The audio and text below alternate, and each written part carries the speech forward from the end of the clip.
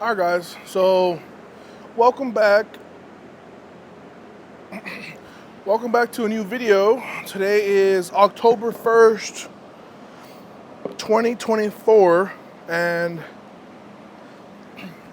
this is gonna be the Road to Sheffield 2025 episode 2. I really don't know how sustainable that is because I don't want to have to keep saying that part every single video, but it will be in the title or description box one way or another. But regardless, what we have for today's training session is obviously bench, but let's see exactly what we have. So, oh shoot, I forgot. It's supposed to be a double at 6 to 7, followed with a 3x6 at 6, and then close grip touch and go 2 sets of 10. And I think I stated in an earlier video that I did want to reintroduce close grip touch and go into my bench because I feel like that is the single exercise that helped my bench, like, obviously progress. So whenever my benches were going from the mid fives to high fives, low 600s, close grip touch and go is my best friend for that venture. So I'm pretty excited to have it thrown back into the mix. And as promised, I did bring a fresh tub of pre-workout today. The strawberry mango from Transparent Labs. Also, guys, I don't really promote Transparent Labs on my Instagram, but I talk about it on almost every video. Those of you guys who have been supporting my code usage, I am extremely grateful. I go through my usages like maybe a few times a month, and like I didn't check. I checked it at the beginning of September and the end of September, and you guys just like did amazing. Like, thank you guys. It truly means a lot to me to know that there are people who are genuinely watching my channel, who are genuinely like listening to my recommendations. You know, like I wouldn't just, there's a reason why I only promote protein, pre-workout, the sleep recovery for aid, and the hydrate. Because I use these supplements daily, weekly, as needed.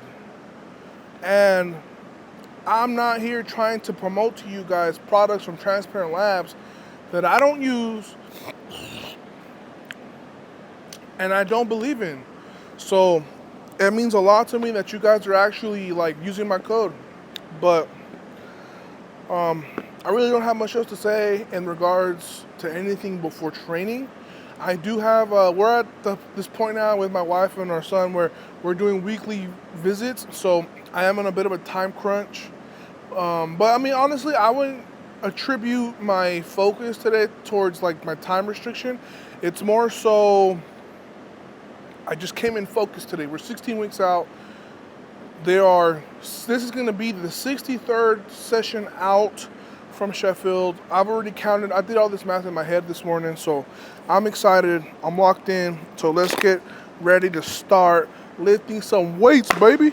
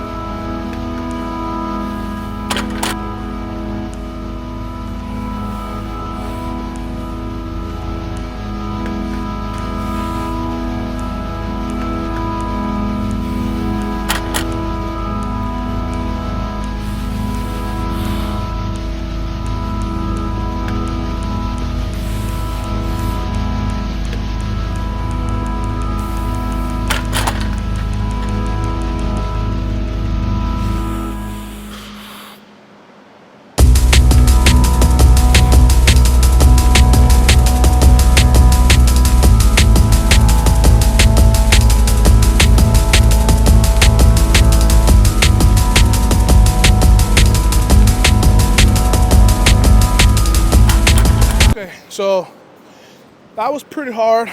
That was not RP6. That was RP10.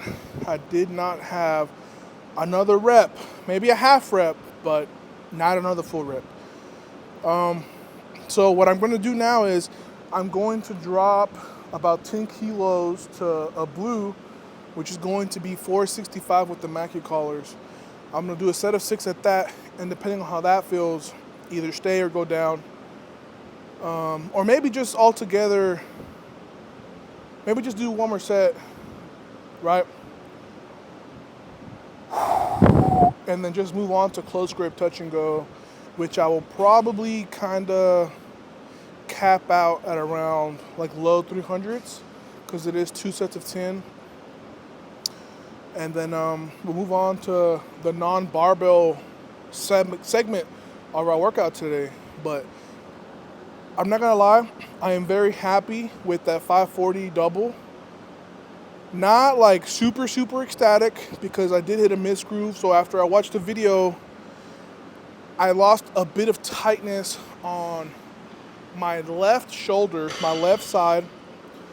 I lost a little bit of tightness on the chest, so the bar deviated a little bit lower than compared to the right side, so it created an imbalance and a missed groove. But obviously still had plenty of strength to finish the rep. How would I state this? To finish the rep confidently, you know? So I'm very happy with that, and especially because Tuesday bench always feels significantly worse than my primary bench on Fridays. So this is a good sign, and I think that Friday is going to continue on this upward trend as long as I don't overdo it today, which is why I stated earlier that there's the possibility of me just skipping my third set altogether, right? Because the body of work that I'm doing, the level of efficiency and the intensity, you know, I'm more than hitting the nail on the head for what I feel I need to do today, you know? Excuse me. So besides that, all I'm really doing today, differently than like past weeks, is I am prioritizing the tension that I'm generating on my upper back, right? Like the exact counter side of where the bar lands on my chest, right? Like the upper back part of my body that creates the stabilization necessary to unrack the bar overhead and maintain position. That is what I am focusing on today. And honestly, like, it's carrying me. It feels good. Bench feels fun. Bench has been like a pretty consistent lift, somewhat consistent. So I have 3 good bench sessions back to back. So I'm gonna try to finish strong, and then hopefully on Friday we can make it 4 good bench sessions back to back. And I'm telling you, like, if I can continue on this level of consistency, I'm pretty sure we can aim for like 628 come Sheffield. So let's finish strong. All right, change of plan, guys. So instead of doing 465, we're gonna go ahead and do 443. As I was changing the weights, everything just kind of, the fatigue started to set in, long story short. So I'm like, okay, I'm gonna just be smart, drop a little bit more, and then we'll see how that feels, and then we'll make a decision after that. So let's go.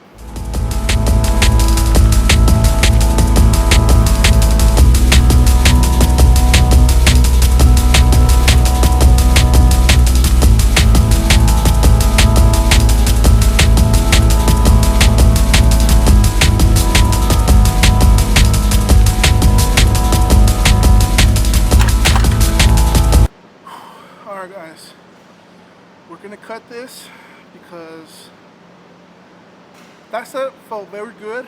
It felt very controlled, very technical, very good, very demure. But my pecs are starting to cramp, so I'm gonna be safe and just finish bench altogether and just move on, because I love being healthy.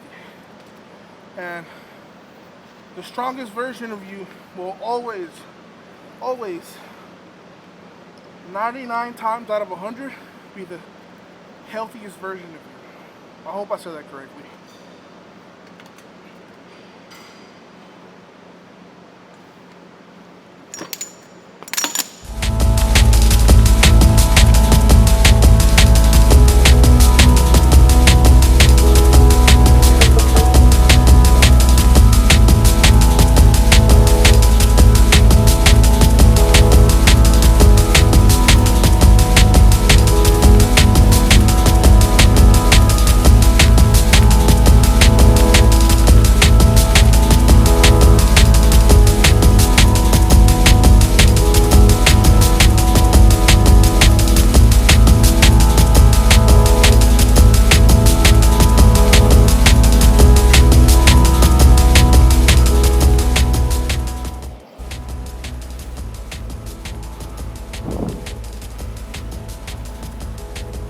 Whew.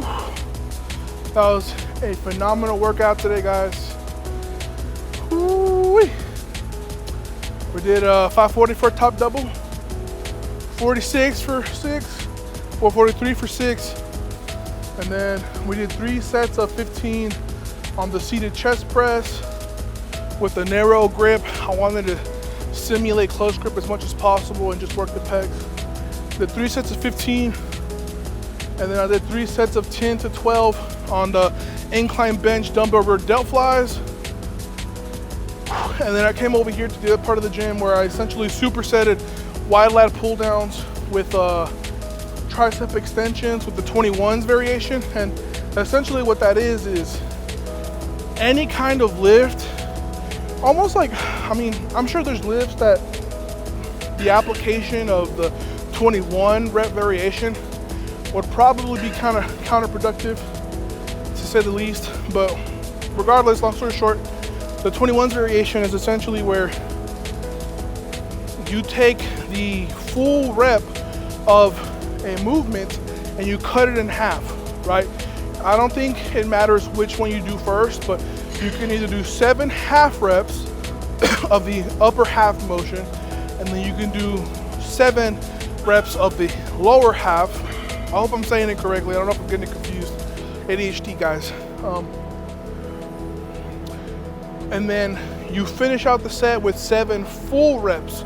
And the purpose of this is you're essentially pre-fatiguing your muscles at certain points of the range of motion, recruiting blood flow into those areas. So by the time you do the full reps, the full ROM, like those 7 reps should feel pumped. It shouldn't be difficult to a degree where it's close to failure, but it should be difficult where when you give it 100% effort, calculation, and attack, you're getting that full range, smooth, beautiful volumes of work, right? And one of the benefits of this is you can essentially generate some form of stimulus with a lower weight range, right? Because you have to remember, due to the first 14 reps / half segments of each one, you're pre-fatiguing the muscle. So when you have to do the 7 full, or you don't even have to do 7 full, you can even go up to 10, 12, right? But essentially, the principle still applies. You're pre-fatiguing, you're injecting blood into those parts of the muscle via controlling the segment of which you're attacking. So when you do the full range, it's crazy pump, super fun variation. I think you could pretty much do it with anything that has a long enough range of motion to cut in half and get good work in. So that's 4 accessories, right? Yeah, I talked about everything. So that's 4 accessories, finished pretty good. The most amount of time that I slacked off today was when Mikey came in, because he's hitting bench right now and he just chopping it up, talking about training, talking about Sheffield. But today was a phenomenal day, like bench, accessories, my time management, my focus and direction, everything flawless, seamless, just executed from A through Z. So I'm very happy with today's session. Gotta head out. We're just about done. So I'm gonna go ahead and pack, and